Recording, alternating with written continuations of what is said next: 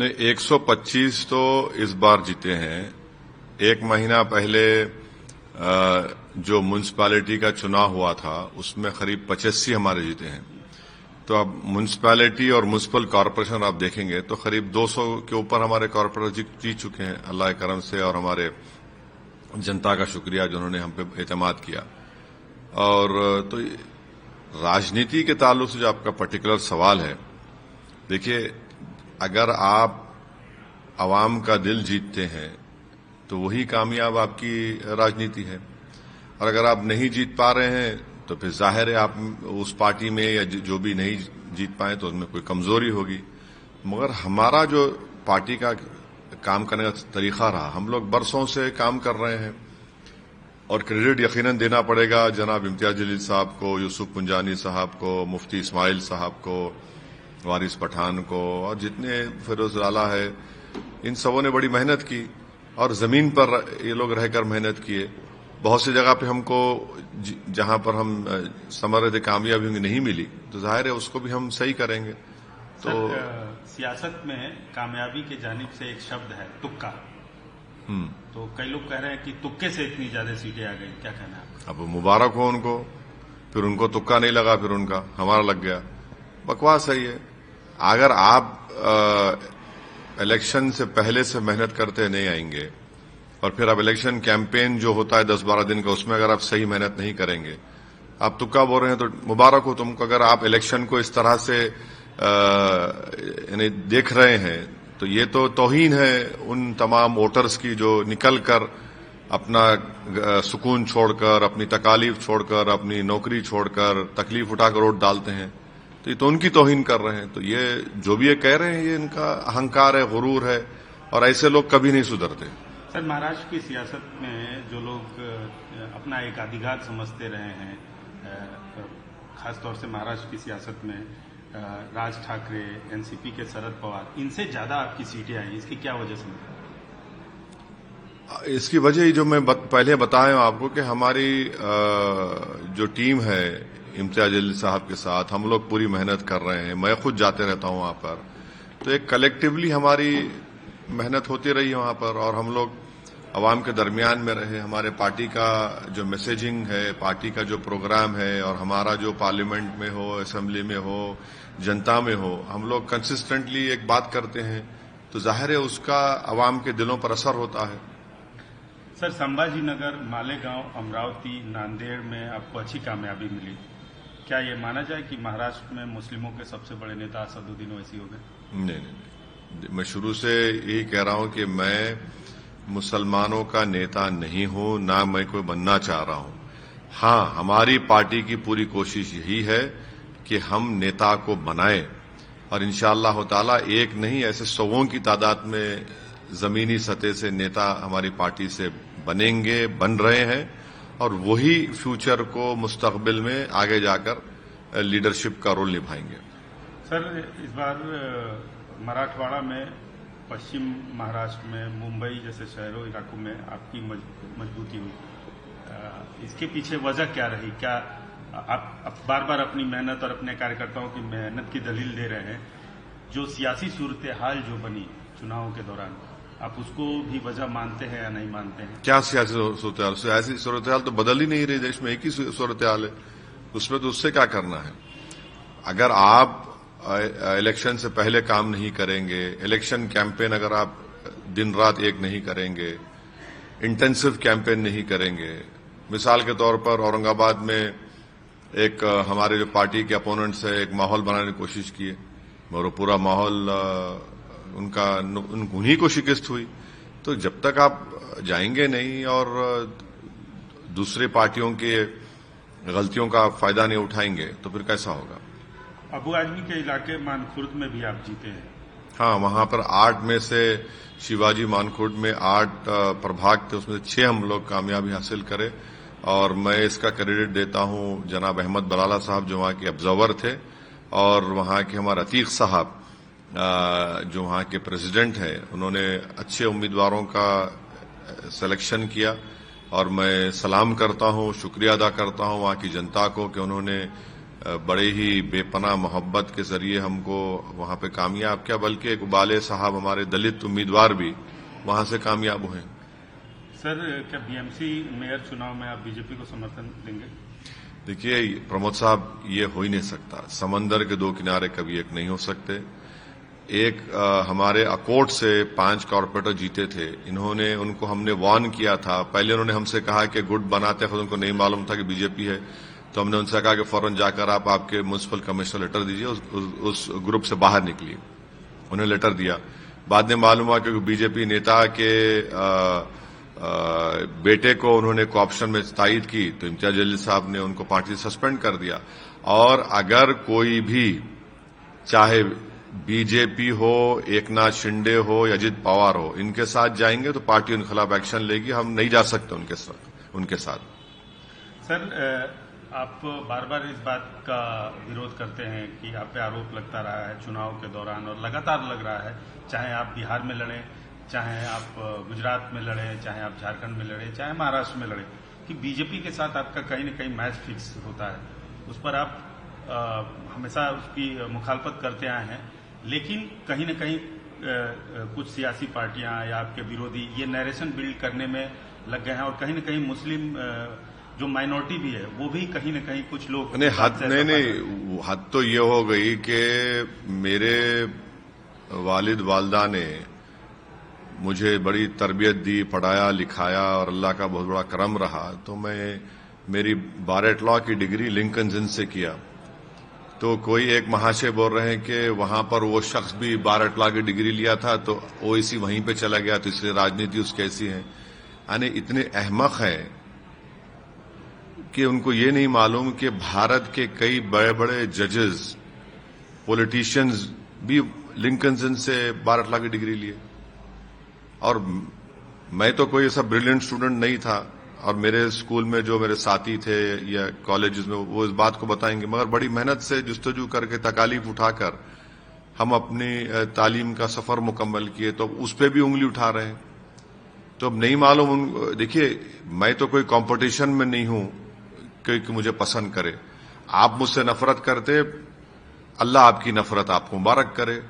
मैं चुनाव लड़ूंगा, और इनके इस तरह की बकवास, झूठे इल्जामात इस बात का पैगाम देती है कि मैं जो कर रहा हूं मैं उसमें कामयाब हो रहा हूं। और ये लोग ऐसे मिजाज के लोग हैं जो ये देख रहे हैं कि अंग्रेजी का शब्द है कि इनको लग रहा है कि पॉलिटिकल इक्विलिब्रियम पूरा डिस्टर्ब हो गया एमआईएम और ओवैसी से। हम पॉलिटिकल इक्विलिब्रियम को डिस्टर्ब करेंगे। आप जो बरसों से चौधराहट करके जो मुस्लिम समाज का, दलित समाज का नुकसान कर रहे हैं, हम उसको रेक्टिफाई करेंगे। और अगर ये जो इल्जाम लगाने वालों को तकलीफ इस बात की है कि वो घर बैठकर राजनीति करते थे और सौदेबाजी करते थे, ये एजेंट हैं, ब्रोकरी का काम करते थे, हम इनकी दुकानों को बंद करने की कोशिश कर रहे हैं। क्योंकि ये जो इल्जाम लगाते हैं, इनका जमीन पे एक पैसा कनेक्शन नहीं है लोगों का। ना उनमें इतनी हिम्मत है कि विधानसभा हो या पार्लियामेंट में हो, खड़े होकर खुलकर बीजेपी की मुखालिफत भी करे और सच्चाई को बयान करे। वो नहीं कर सकते लोग। सर, सवाल उसमें ये था कि आपका जो बेसिक वोट बैंक है मुस्लिम कम्युनिटी, उसमें ये नरेशन होता जा रहा है, बनता जा रहा है। कुछ लोग एक तबका मानता जा रहा है कि आप बीजेपी के साथ। अरे छोड़िए ना, कितने लोग हैं मैंने नाच ना जाने तो आंगन टेढ़ा। जनता वोट डाल रही है, हमको कामयाब कर रही है। आपने हमारे 4 विधायक को तोड़ लिया बिहार में, वो क्या गांधीयन काम था? इतनी बेशर्मी है लोगों में कि तुम जब तोड़ते तो तुम्हारा तोड़ना बड़ा नेक काम है। और वही काम महाराष्ट्र में हो गया, शिवसेना के 2 टुकड़े हो गए, एनसीपी के 2 टुकड़े हो गए, कर्नाटका में कांग्रेस की सरकार के एमएलए भाग गए, मध्य प्रदेश में भाग गए, तो आपने आसमान को सर पे उठा लिया। यही इन लोगों की मुनाफिकत है, जिसको अंग्रेजी में बोलते हिपोक्रेसी है। ये दोहरा रवैया इनका। आप 4 तोड़े हमारे, माशाल्लाह से हम दोबारा जीते, और फिर जो हमारे विधायक थे कोचादामन के, जिनको आपने टिकट नहीं दिया, उनको इस्तेमाल किया। मैं उनके घर गया और जाकर उनको वापस ले आया, हाजी साहब को मैं। सर, इन चुनाव में कई ऐसी बातें उठी जिससे आप किनारा करते रहे हैं या आपकी पार्टी को वो चीज तकलीफ भी दे चुकी है। 15 मिनट और बुर्का, क्या इन सब चीजों अरे प्रमोद साहब, आपकी बिरादरी चलाती है न्यूज। मैं हमें बोला क्या प्रमोद साहब चलाओ बोल के कभी आपको कोई चीज? कभी मैं किसी को बोला कि कभी नहीं बोलूंगा मैं। हम अपने विधानसभा चुनाव में नीचे पुलिस ठहरी हुई थी और एक विधानसभा में वहां उन्होंने घड़ी बताया हमको, ऐसा बताया कि सर 15 मिनट, मतलब बोल रहे हैं 15 मिनट। और उसी के दूसरे दिन हम क्या देख रहे हैं कि पूरे हमारे मीडिया के हजरात उसको इशू बना दिए। अब चुनाव जो हुए 15 तारीख को हुए, मैंने कहा देखो ये बोलते थे 15 को चुनाव हुए, अब इसमें मैं क्या करूं? बुरखे की बात आप कर रहे हैं। कौन इशू बनाया? ये तो देवेंद्र फडणवीस बनाए, उन्होंने कहना शुरू कर दिया, मैं तो बोला ही नहीं। हां, मैं शुरू से इस बात को कह रहा हूं, पिछले 2 साल से कह रहा हूं कि मेरी ख्वाहिश है, मेरी कोशिश है, मेरा ख्वाब है कि एक दिन इस देश की प्रधानमंत्री हिजाब पहनने वाली लड़की होनी चाहिए। अगर ये मैं बोल रहा हूं तो इसमें कौन सा गुनाह है? क्या हम ख्वाब नहीं देख सकते? क्या हम उस ख्वाब को पूरा करने की कोशिश नहीं कर सकते? क्या भारत का संविधान हमको इस बात से रोकता है? नहीं रोकता है। यही तो हम ये कह रहे हैं कि ख्वाब देखो, उन ख्वाबों को पूरा करने के लिए मुत्तहिद रहो, काम करो। तो इसमें अगर कोई तकलीफ, किसी के पेट में दर्द हो रही है तो भाई आप तो पाकिस्तान की जबान में बात कर रहे हैं। पाकिस्तान के संविधान में मजहब के बुनियाद के ऊपर कोई उनका प्रधानमंत्री या उनका राष्ट्रपति बन सकता है। हमारा संविधान जिसको बाबा साहब अम्बेडकर ने, कोई बन सकता है अगर उसकी उम्र हो और वो मेंटल ना हो, अनसाउंड माइंड का ना हो, तो बिल्कुल है। क्या है इसमें बुरी बात? क्या है? आपको नहीं लगता कि आपके इस बयान के बाद कुछ हिंदुस्तान में इस्लाम के पैरोकार और ठेकेदार या फिर कहें जिनकी आप भी कहीं न कहीं इज्जत करते हैं, वो लोग बुरा माने होंगे? क्यों? क्या बुरा मानने क्या है? बुरा मानने क्या है भाई? अगर कोई हिजाब पहनने वाली लड़की बनेगी प्रधानमंत्री तो उसमें बुरी बात क्या है? आप इसमें बुरी बात क्या है? संविधान तो इजाजत देता है ना, बिल्कुल भी इजाजत दे सकता है। और अगर ऐसा अल्लाह करे कि मेरी जिंदगी में वो दिन देखो, नहीं, मेरी जिंदगी के बाद होगा, कभी ना कोई तो होगा इंशाल्लाह एक दिन। इन चुनाव में आपकी पार्टी पे एक मुहर है कि मुस्लिम पार्टी है, लेकिन इन चुनाव में कुछ हिंदू कम्युनिटी के लोग भी जीत के आए हैं। तो क्या अब ये लगता है कि ये समय आ गया है कि लोग MIM को मुस्लिमों की पार्टी न समझ के?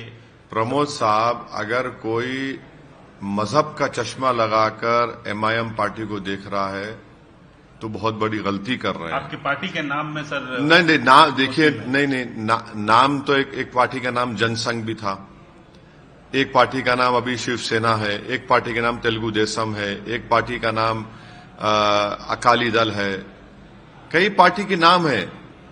हम जिस जगह पर बैठकर इंटरव्यू कर रहे हैं प्रमोद साहब, आपको 40 मिनट इंतजार करना पड़ा यहां पर। क्यों? क्योंकि बाहर आवाम आई हुई थी, जनता हमसे काम करा रही थी। आप देख सकते वहां पर, अगर वहां पर 300 लोग खड़े हुए हैं तो कम से कम 100 से ज्यादा तो हमारे हिंदू भाई बहन खड़े हुए हैं। तो काम करना है, सबका काम कर रहे हैं। अच्छा, एक सवाल जो अक्सर आपसे पूछा जाता है और आप सही से जवाब नहीं देते, जो दीगर पार्टियों में, दूसरी पार्टियों में जो मुस्लिम लीडर है, उनसे आपको क्या तकलीफ है? कोई तकलीफ नहीं है मेरे को, बिल्कुल नहीं है तकलीफ। क्यों तकलीफ होगी? आपको नहीं, उनको क्या तकलीफ है? क्योंकि हमने बहुत सारे... अरे भाई देखिए, अगर मेरे पेट में दर्द होगा तो मैं दवा खाऊंगा ना, उनके पेट दर्द तो मैं दवा कहां दूंगा उनको? जिसके पेट में दर्द उसका अजमान, उनको मेरे से तकलीफ है, मैं क्या कर सकता हूं? मेरे पास उनका इलाज नहीं है। मैं तो उनको बड़े अदब के दायरे में कभी मिले तो उनको सलाम वालेकुम भी बोल देता हूं मैं। वो मुझे कभी बोले वालेकुम सलाम बोल भी देते हैं मुझे, और कभी मुझे उनसे कोई प्रॉब्लम नहीं है। मेरी पार्टी का काम मुझे करना है, मुझे उनसे क्या करना है? पार्टी का काम मुझसे कर रहे हैं। हाँ, चुनाव के दौरान में अगर आप तनकीद करेंगे, क्रिटिसाइज करेंगे तो हम जवाब देंगे। आप झूठ बोलेंगे तो हम सच्चाई को बयान करेंगे। अगर कोई समझ रहा है कि झूठ और लफाजी और मंतिक के जरिए कुछ बोलेगा तो हम भी बोल सकते, बहुत बोल सकते। सर, आपकी पार्टी कई राष्ट्रीय पार्टियों से ज्यादा दखल रखती है। अगर ये देखा जाए कि चुनाव के मामले में आप बहुत सारे स्टेट में चुनाव लड़ते हैं और जीत कर भी आते हैं, तो आपकी पार्टी राष्ट्रीय पार्टी की तरफ बढ़ी है और उसके लिए कोई रोड मैप है? अभी तो हम पार्टी को एक्सपैंड कर रहे हैं। पार्टी कई प्रदेशों में जाकर इलेक्शन लड़ रही है और भी लड़ने की हम कोशिश कर रहे हैं, और फिर इलेक्शन लड़े तो जीतने की कोशिश करेंगे। फिलवक्त तो ये है, ये कोशिश हमारी जारी है। अब आगे देखिए क्या होता है। आप एक सवाल से लगातार जवाब से बच रहे हैं, मैं फिर से आपसे ना, वो बंगाल का पूछेंगे आप। बंगाल अरे लड़ रहे हैं क्या? अरे आदिल हसन साहब से बात होगी, अख्तर ईमान साहब से बात होगी, बिहार अध्यक्ष एमएलए हैं। तौसीफ आलम साहब जो सीनियर 4 मर्तबा का विधायक है, वो उनकी कॉन्स्टिट्यूंसी बंगाल से सटी भी है। फिर हमारे मुर्शिद आलम साहब जो कि हार्ट के हैं, ये इन सब से हमारे और भी 2 विधायक हैं, उन सब से बात होगी। बात होके देखेंगे, डिसाइड करेंगे। चुनाव मन तो बना ही लिया होगा कि चुनाव लड़ना है कि नहीं लड़ना है। देखिए, चुनाव लड़ने में जितना मजा हमको आता है शायद किसी को भी नहीं आता होगा।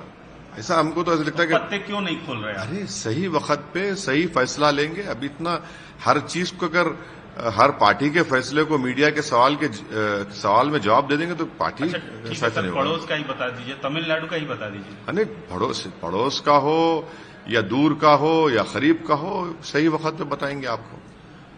सर, कैबिनेट ने परसों डिसाइड भी किया है, तेलंगाना कैबिनेट ने, कि म्युनिसिपल इलेक्शन जल्द से जल्द कराया जाए। फरवरी तक कराने की बात आ रही है सामने।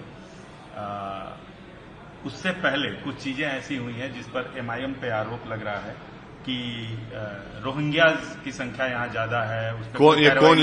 इल्जाम कौन लगा रहा, बोलिए आप? कुछ वकील हैं, कुछ लीगल सेल के बीजेपी के हाँ, नाम लीजिए ना पार्टी का। पिटीशन तक फाइल किया है कोर्ट में, क्या कि रोहिंग्याज का इशू बहुत बड़ा है और यहाँ पे कोई मौजूद कार्रवाई नहीं हो रही है। नहीं, देखिए, अगर कोई उनके पास प्रूफ है, आप पेश कर दिए, उनका नाम निकलवा दीजिए ना। ये बीजेपी का प्लेबुक है।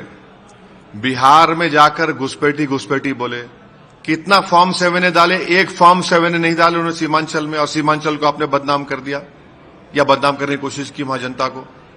अभी भी आप कहने आप लाइए, आप एसआईआर होगा तेलंगाना में, 7 फॉर्म 7 डालिए, कौन रोक रहा है आपको भाई? आप अच्छा, अगर यहां पर है यहां पर, मैं नहीं कह रहा हूं, उनका नाम अगर वोटर लिस्ट में है, आप निकलवाइए।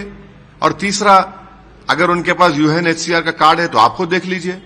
मगर इससे पूरे शहर को क्यों बदनाम कर रहे हैं आप? सबक हासिल नहीं करे। इससे पहले किसी ने, उनके नेता ने कहा था कि सर्जिकल स्ट्राइक कर देंगे, देखा सर्जिकल स्ट्राइक निकल गया, टाइम हो गया पूरा वो। तो ये आप इसको इशू बनाकर एक समुदाय को बदनाम करना, एक शहर के एक हिस्से को बदनाम करना, ये तो ठीक नहीं लगता ना। ये तो जनता देख रही है उसको। सर, आज की एक बड़ी खबर है कि विश्व की सबसे बड़ी पार्टी भारतीय जनता पार्टी की कमान युवा हाथों में दिया गया है। प्रधानमंत्री ने भी काफी तारीफ की और नितिन नवीन को बनाया गया। आप इसको कैसे देखते हैं? अरे उनके पार्टी का फैसला है, मैं क्या तबसरा करूंगा उस पर? नहीं, सबसे ज्यादा अटैक बीजेपी पे करते हैं। हाँ, तो करते हैं अटैक। हाँ, अटैक करते हैं। वो उनकी पार्टी ने किसी को बनाया है तो क्या आगे क्या उम्मीद? अरे देखेंगे उनको। अरे आप लोग उसका ऐसा बड़ा इशू बना रहे। अरे उससे क्या बड़ा इशू है वो? इशू तो ये है कि बालासोर में एक और मुसलमान मॉब लिंचिंग हो गई। इशू तो यह है कि एक यूपी में घर में लोग नमाज पढ़ रहे तो केस बुक कर रहे थे। माने अगर सिर्फ मुसलमान समाज ही नमाज पढ़ता है, दूसरा समाज कुछ भी कर ले, फिक्र नहीं है बीजेपी सरकार को। ये मुद्दा होना चाहिए। बेरोजगारी आज फिर आसमान पे है। आज फिर प्रधानमंत्री ने बोला है कि आगे हमें हर चुनौती का पूरे समर्थ से सामना करना है। आज देश के सामने सबसे बड़ी चुनौती घुसपैठियों की है। दुनिया के समर्थ में देश भी अपने देश में घुसपैठिए उनकी जांच कर रहे हैं। 11 साल से बीजेपी की सरकार है।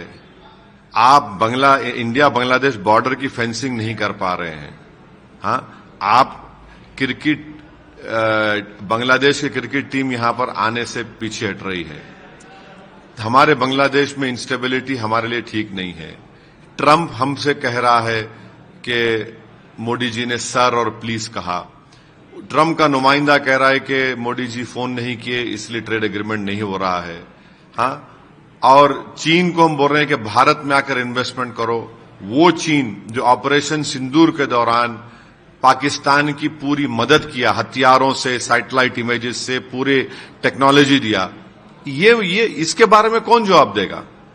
दिल्ली में पोल्यूशन उरूज पर है। हाँ, इस पे आप बात ही नहीं करना चाह रहे। सर, एक लोकल इशू है। आज सुबह काफी सियासी पारा गर्म हो गया तेलंगाना में। कल एक एक्स मिनिस्टर हैं हरीश राव को नोटिस दिया फोन टैपिंग में। आज सुबह उन लोगों ने तमाम तरह के आरोप लगाए कांग्रेस सरकार पे। नोटिस दिया, जवाब दीजिए उसका वकील से, जवाब दीजिए वकील से। वो वेंडेटा पॉलिटिक्स की बात कर रहे हैं कि ये वेंडेटा पॉलिटिक्स। अब वो भाई नोटिस दिया, जवाब दीजिए ना, आप वकील से जवाब दे दीजिए उसको। आपके समझ नहीं, नोटिस नहीं, नोटिस क्या है वो ये तो बोलिए। फोन टैपिंग नहीं, नोटिस क्या है? एक्यूज की है, एज एन एक्यूज बनाया उनको, या फिर उनको पूछताछ करना चाह रहे हैं? अगर वो अपने लॉयर से मशवरा कर लें, हाईकोर्ट चले जाइए, चलिए आप, उसमें क्या है? लीगल प्रोसेस का अगर वो किसी BNSS सेक्शन के तहत दे रहे हैं तो आप लीगल कार्रवाई करिए। आप अपना तो आप स्टेटमेंट दे चुके हैं ना। लेकिन BRS की तरफ से कहा जा रहा है कि मौजूदा सरकार वेंडेटा पॉलिटिक्स के तहत ऐसी कार्रवाइयां कर रही है। उस पर आपका क्या कहना है? भाई नोटिस दिए हैं, नोटिस का जवाब दे दीजिए आप, खत्म हो गया। या तो आप कोर्ट को जाइए, आपके ने पूरा लीगल ऑप्शंस है, आप लीगल ऑप्शंस को पूरा इस्तेमाल करिए। पॉलिटिकल आपने तो बात कर दी पॉलिटिकल, आपने अब आप लीगल ही करिए, लीगल करिए आप। सर, एक सवाल और है कि विश्व की सबसे बड़ी पार्टी में नेतृत्व यूथ को दिया जा रहा है। आपकी पार्टी में भी नेतृत्व यूथ में? हर जगह यूथ ही है भाई। देखिए, आप बीजेपी पार्टी की बात कर रहे हैं। भारत देश पूरे विश्व में एक ही देश है जिसका डेमोग्राफिक डिविडेंड जो इसको बोलते हैं, जिस देश की 60% आबादी 40 साल से कम उम्र नौजवानों पर मुश्तमिल है, उनको रोजगार नहीं है, उनके पास स्किल्स नहीं दे रही है सरकार, उनको सही राह नहीं दिखा रही है, और ये डेमोग्राफिक डिविडेंड और 20 साल रहेगा। इनके लिए क्या कर रहे हैं मोदी सरकार, ये बोलिए। आप देख लीजिए, आपकी पार्टी के लिए आप जो है कर रहे हैं, मगर वो जो देश का नौजवान जो 40 साल से कम उम्र है, अरे भाई 18 साल से लेकर 30 साल के दरमियान में 50% की आबादी है इस देश में, 133 करोड़ का देश। उनके लिए क्या हो रहा है बताइए? उनके लिए कब होगा? क्योंकि वो हम उस देश का, वही तबका, वही लोग हमारे देश का फ्यूचर है। उन्हीं के कंधों पर भारत का अच्छा मुस्तकबिल बन सकता है, मगर आप उनके बारे में सोच ही नहीं रहे हैं। उनके बारे में क्या हो रहा बता दीजिए देश को।